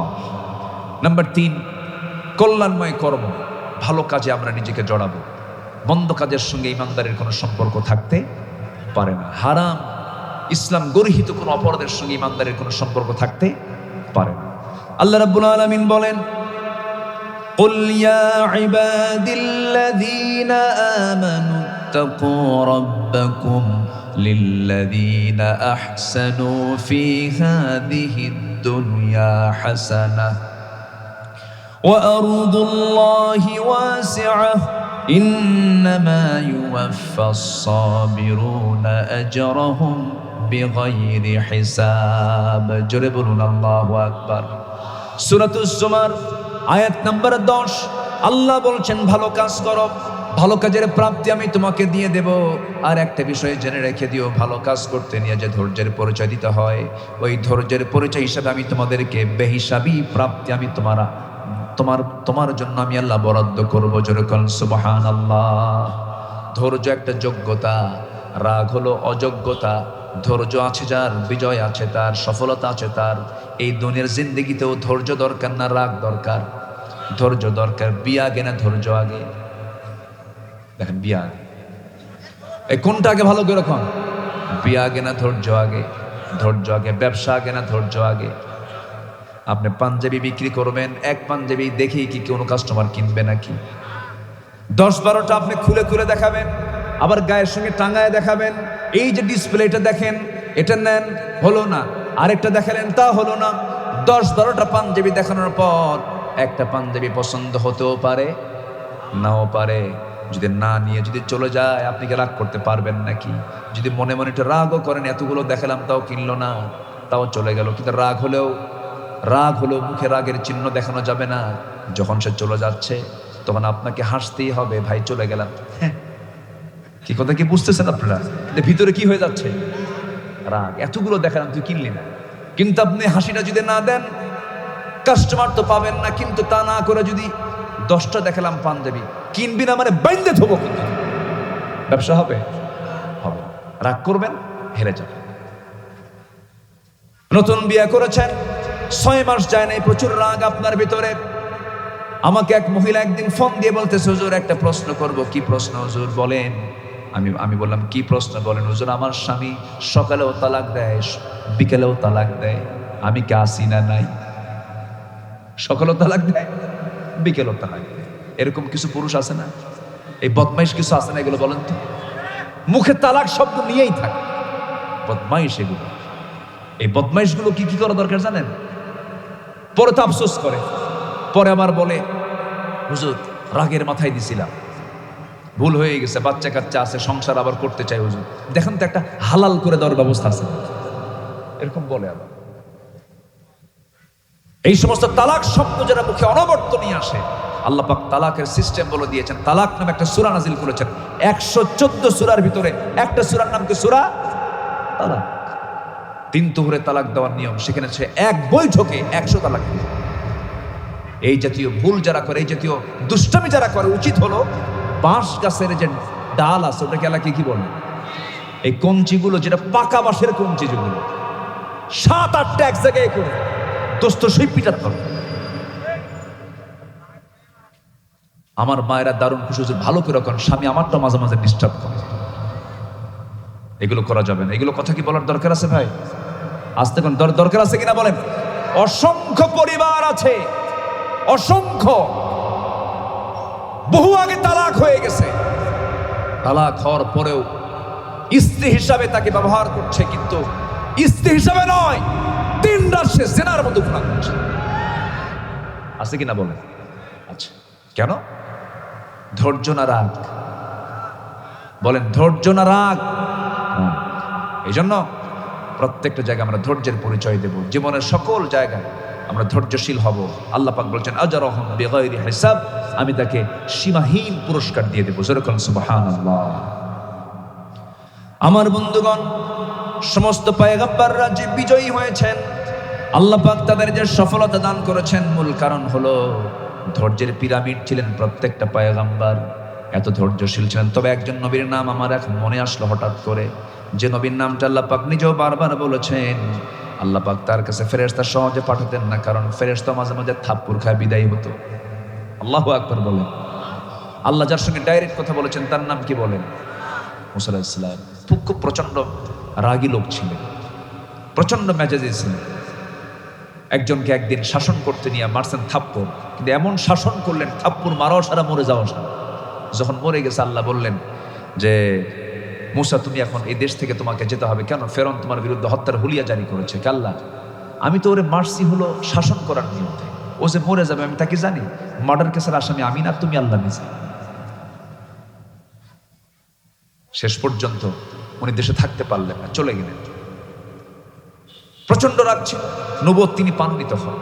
দেখেন কি সুন্দর একটা হিকমত আল্লাহ পাক এখানে আমার আপনার জন্য রেখে দিয়েছেন, শিক্ষা রেখে দিয়েছেন। চলে গেলেন, যেদিকে চোখ যায় সেদিকে চলে গেলেন। তারপর প্রচন্ড তৃষ্ণা, একটা কূপের ধারে গিয়ে বসলেন।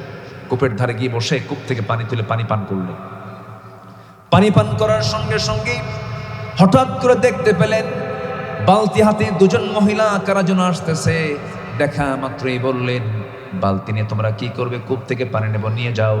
সন্ধ্যার পরে মেয়েরা বাইরে থাকতে নেই, কেমনে নেব? ঢাকনায় টান দিতে 7 থেকে 8 জন পুরুষ মানুষ লাগে, আমরা পারবো না। তিনি বালতিটা নিজের হাতে নিয়ে নিলেন, অসহায় মনে করে সহযোগিতার হস্ত প্রসার করে তিনি করলেন কি? কূপের ধারে গেলেন, ঢাকনায় হাত দিলেন। যে ঢাকনা এত ভারী, 7 থেকে 8 জন পুরুষের প্রয়োজন। বাম হাতে ধরলেন, ছিটকে পড়ে গেছে, অনেক দূরে গিয়ে পড়ে গেছে। 2 মহিলা থরথর করে কাঁপে আর মনে মনে কয় এটা মানুষ না অন্য কিছু। আশ্চর্য হয়ে গেছে, এত শক্তিশালী একজন মানুষ। পানি ভর্তি করে দিয়ে বালতিটা হাতের মধ্যে দিয়ে বললেন যাও, চলে যাও বাড়িতে সোজা। বাড়িতে চলে গেছে। বৃদ্ধ পিতা বাড়িতে ছিল। বৃদ্ধ পিতা বলছে মা, প্রত্যেকদিন সন্ধ্যা পার হয়ে যায়, অন্ধকার হয়ে যায়, আজকে তারা হুড়ো করে পানি আনলে কেমনে কাব্বা? শক্তিশালী এক যুবকের সন্ধান পেলাম, খুব শক্তি তার গায়ে, এত শক্তি। 7 থেকে 8 জন যে ঢাকনা টান দিতে লাগে সে একাই টান দিল, পানি তুলে আমাদেরকে সহযোগিতা করলো। বৃদ্ধ পিতা বলছে যে আমার সালাম জানাবে আমার বড় মেয়ে, আগামীকালকে তুমি তার কাছে যাবে, সালাম জানিয়ে বলবে সেজন্য আমার সঙ্গে দেখা করার জন্য আমার বাড়ি পর্যন্ত চলে আসে, আমি তাকে দাওয়াত দিলাম। ঠিক আছে। আব্বা পরের দিন চলে গেছে, গিয়ে বলছে এই যুবক, আব্বা সালাম জানিয়েছেন, আবু না শাইখুন কবির, আব্বা বুড়া মানুষ, চোখে দেখেন কম, নড়াচড়া করতে পারেন না, আপনি কি যাবেন আমার আব্বার সঙ্গে দেখা করতে? আল্লাহর পয়গম্বর মুসা মনে মনে ভাবতেছেন এই এলাকায় কেউ আমার পরিচিত না, একটু পরিচিত হলে পরে ভালো হয়, চেনা জানা হলে পরে ভালো হয়, যাই। কিন্তু যাব কেমনে? আমি তো বাড়ি চিনি না। মহিলা বলছেন আপনার চেনার দরকার নেই, আমি শুধু সামনে চলবো, আপনি আমাকে ফলো করে আমার পিছে পিছে আসবেন। আল্লাহর পয়গম্বর মুসার মেজাজটা গরম হয়ে গেছে, প্রচন্ড রাগী মানুষ ছিলেন। খেপে গিয়ে বলছেন মহিলা শোনো, তুমি মহিলা মানুষ সামনে চলবে, আমি পুরুষ মানুষ পিছে পিছে চলবো, তাও পর পুরুষ। এমন চরিত্র আমি রাখি না, এমন চোখ আমি রাখি না যে চোখের সামনে একজন নারী সামনে চলবে, আমি পিছে পিছে আসবো। না, আমি সামনে চলবো, তুমি পিছে পিছে আসবে, যেন আমার চোখের মতো গুনাহ যেন না হয়, চোখের জেনা যেন না হয়, আমি সামনে চলবো। আমার বন্ধুগণ, এই 16 বছর এই দেশের গোটা জাতি ছিল পুরুষের পিছে না নারীর পিছে? এই পৃথিবীতে একজন নবীর নাম বলেন তো মহিলা আছে? এই পৃথিবী কোনো মসজিদের ইমাম বলেন তো একজন মহিলার নাম বলেন তো, আছে নাকি? মসজিদের ইমাম কোনো মহিলা নাই, কোনো পয়গম্বর মহিলা নাই। এর মানে মহিলার কোনো সম্মান যে নাই তা বলবো না। মহিলারা হচ্ছেন নবীদের মা, তাদের সম্মান তো অবশ্যই আছে। এদের নেতৃত্বের জন্য আল্লাহ রাব্বুল আলামিন ইঙ্গিত দিয়েছেন, মসজিদের নেতৃত্ব দেবে নারী না পুরুষ, সমাজেরও নেতৃত্ব দেবে নারী না পুরুষ, একটা পরিবারেরও নেতৃত্ব দেবে স্বামী না বউ। বলেন কে? মা না বাবা? বলেন কে নেতৃত্ব দেবে? ইসলাম এটাই বলে দিয়েছে। আল্লাহর পয়গম্বর মুসা বলছেন সামনে আমি চলবো, তুই পিছে আসবি। এবার মহিলা মনে মনে চিন্তা করে, গতকালকে দেখলাম শক্তিশালী যুবক, একাই টান দিল, ঢাকনা পড়ে গেল, আজকে দেখি চরিত্র ভালো, চেয়ে থাকে না, নারী জাতিকে সম্মান করেছিল, খুব ভালো মানুষ, মনে মনে একটু পছন্দ হয়ে গেছে। চলে গেছেন বাড়িতে। বাড়ি পর্যন্ত যাওয়ার সঙ্গে সঙ্গে বৃদ্ধ লোকটাকে দেখে আল্লাহর পয়গম্বর মুসা আলাইহিস সালাম তখন নবী হন নাই, বৃদ্ধ লোকটাকে দেখে সালাম দিলেন।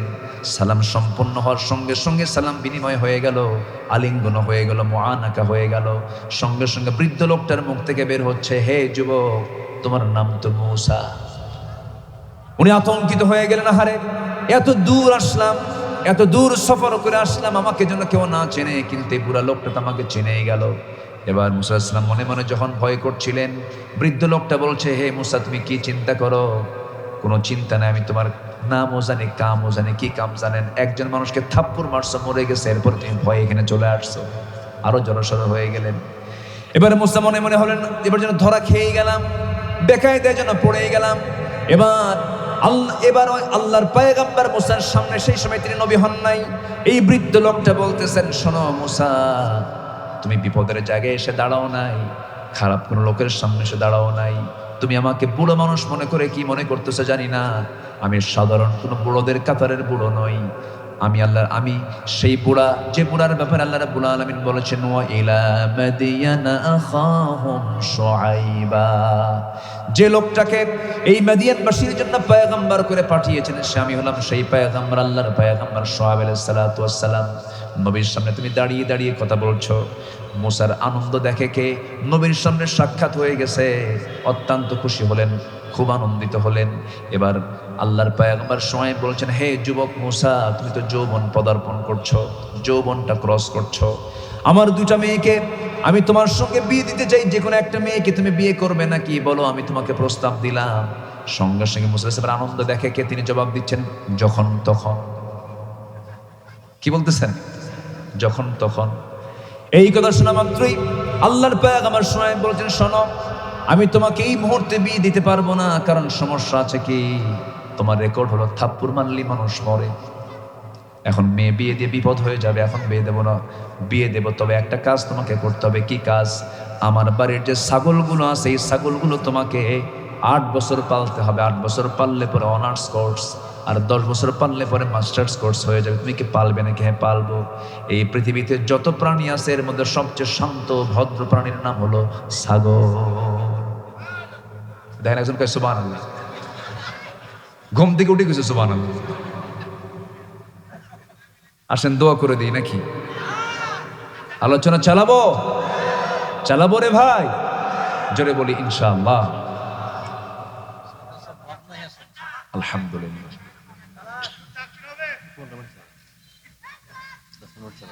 সম্মানিত ভাই, এখন এই ছাগল পালার দায়িত্ব পড়ে গেছে আল্লাহর পয়গম্বর মুসার কাঁধে। তখন তিনি নবী হননি।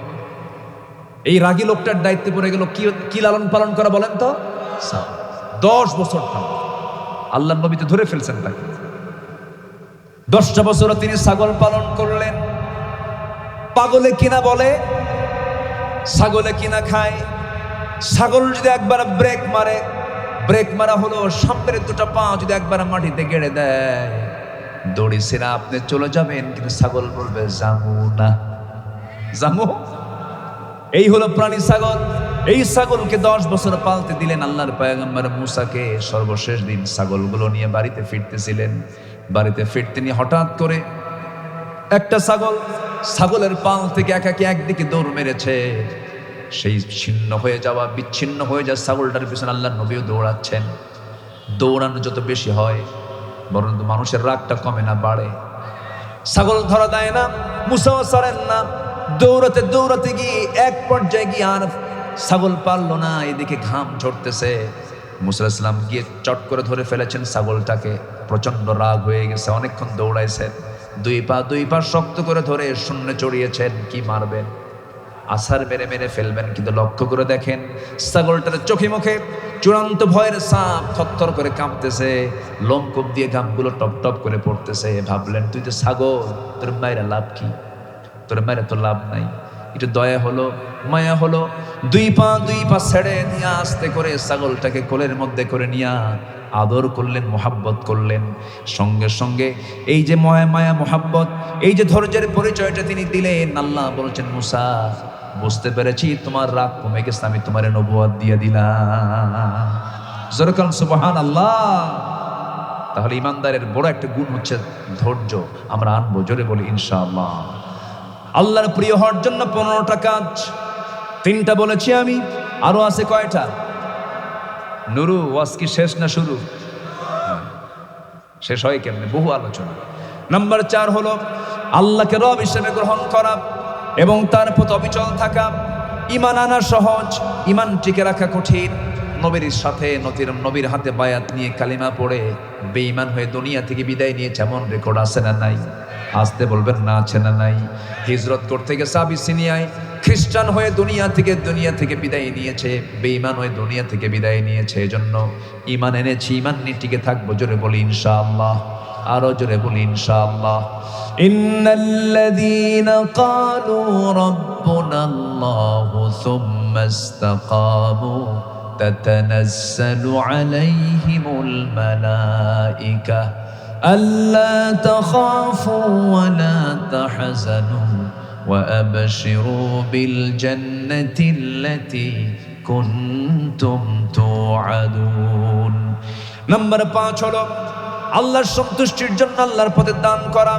যে আল্লাহকে দেবে আল্লাহ তাকে ডাবল ডাবল দিবেন। আল্লাহ রাব্বুল আলামিন বলেন, মান যাল্লাযী ইউকরিদুল্লাহু কারদান হাসানান ফায়ুদাঈফাহু লাহু আদআফান কাসীরা ওয়াল্লাহু ইয়াকবিদু ওয়া ইয়াবসুত ওয়া ইলাইহি তুরজাউন।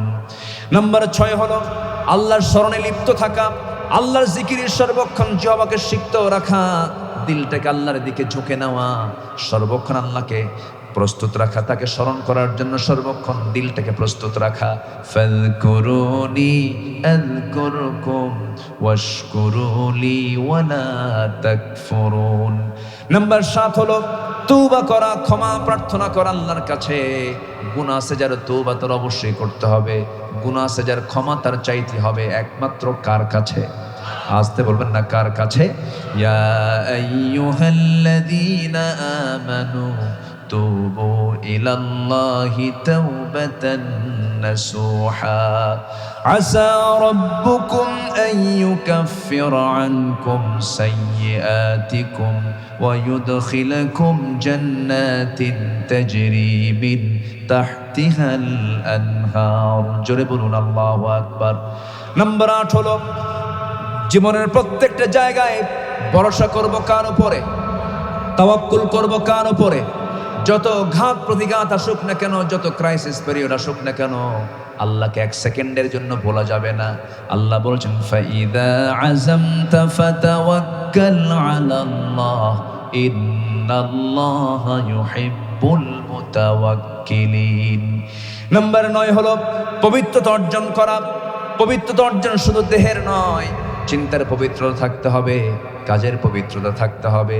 রোজা আছেন, সুদের ব্যাংকে চাকরি করেন, চিন্তার বিষয় আছে না নাই? বলেন, আসতে বলবেন না আছে না নাই? আপনি মদের ফ্যাক্টরিতে আপনি কর্মরত আছেন, অবশ্যই চিন্তার বিষয় আছে। এই জন্য শুধু আপনার নাপাকে দূর করা কি পবিত্রতা? বলে না, প্রত্যেকটা কাজের মধ্যে পবিত্রতা আছে না নাই? বলেন, আছে। ইন্নাল্লাহা ইউহিব্বুত তাওয়াবিনা ওয়া ইউহিব্বুল মুতাতাহহিরিন। নাম্বার 10 হলো কৃতজ্ঞতা প্রকাশ করা। 1 নাম্বার কৃতজ্ঞতা প্রকাশ করব কার? وَإِذْ تَأَذَّنَ رَبُّكُمْ لَئِنْ شَكَرْتُمْ لَأَزِيدَنَّكُمْ وَلَئِنْ كَفَرْتُمْ إِنَّ عَذَابِي لَشَدِيدٌ। নাম্বার 11 হলো আল্লাহর ভালোবাসায় কান্নাকাটি করা, আল্লাহর কাছে চোখের পানি সপিয়ে দেওয়া। পৃথিবীর কোনো মানুষ আমার কান্নার মূল্য দেবে না, আমার কান্নার মূল্য 100% দিবেন যিনি, তিনি আমার কে? আল্লাহ ছাড়া কেউ কান্নার মূল্য দেয় ভাই? কেউ দেবে না, কেউ দেবে না। নীরবে নিভৃতে শেষ রাত্রিতে প্রত্যেকটা নরমাল বান্দার জন্য নামাজ হলো 5 ওয়াক্ত। আল্লাহর স্পেশাল যারা বান্দা তাদের জন্য নামাজ হলো 6 ওয়াক্ত। কি হয়? কয় ওয়াক্ত বলেন? 6 ওয়াক্ত। তাহাজ্জুদ থেকে শুরু। কিসের থেকে শুরু বলেন?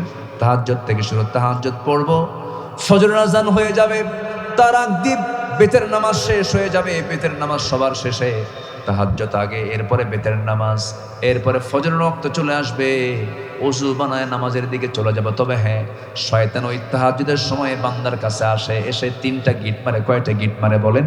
3টা গিট মারে। 1 নাম্বার গিট, 2 নাম্বার গিট, 3 নাম্বার গিট মারে। শয়তান করে কি? এই 3টা গিট মেরে চলে যায়।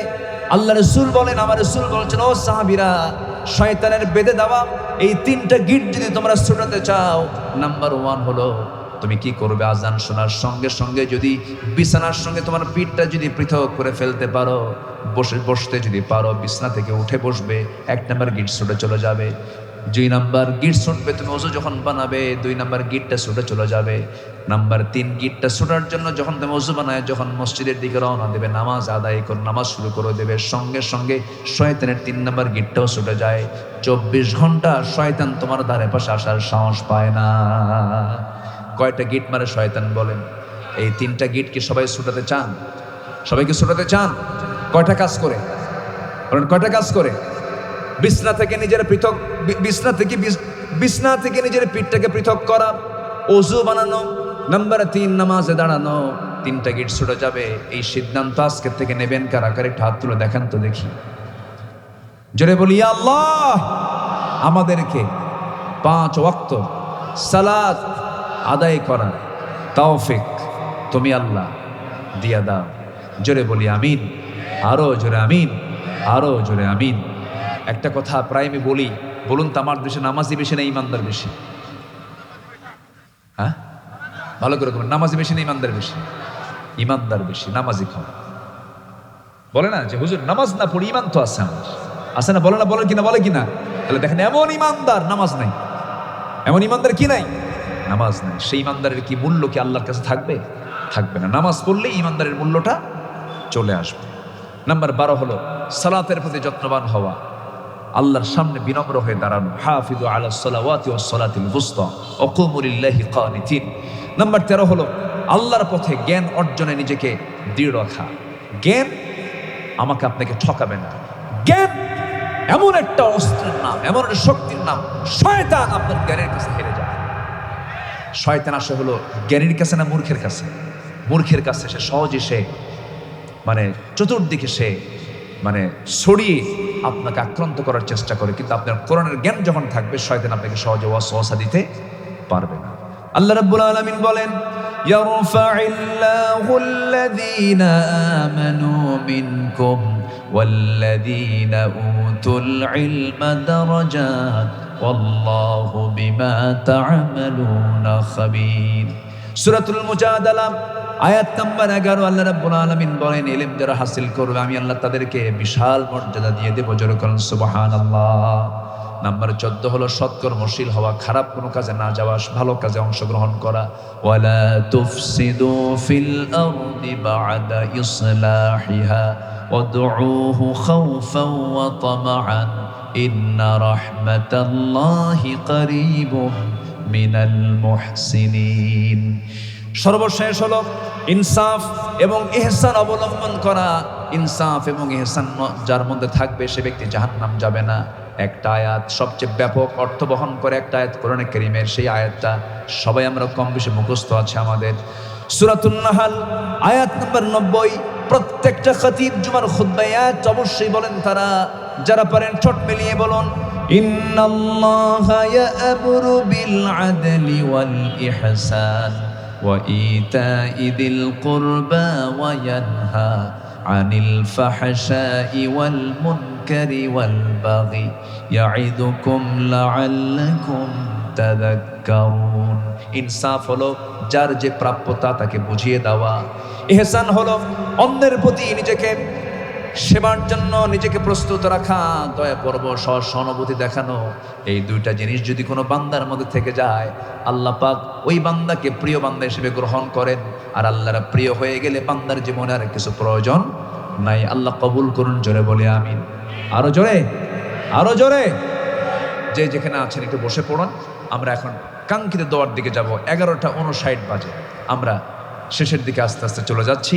আমরা চাইবো কার কাছে বলেন তো? আল্লাহর কাছে চাবো। আমরা সবাই বলি সুবহানাকাল্লাহুম্মা ওয়া বিহামদিকা আশহাদু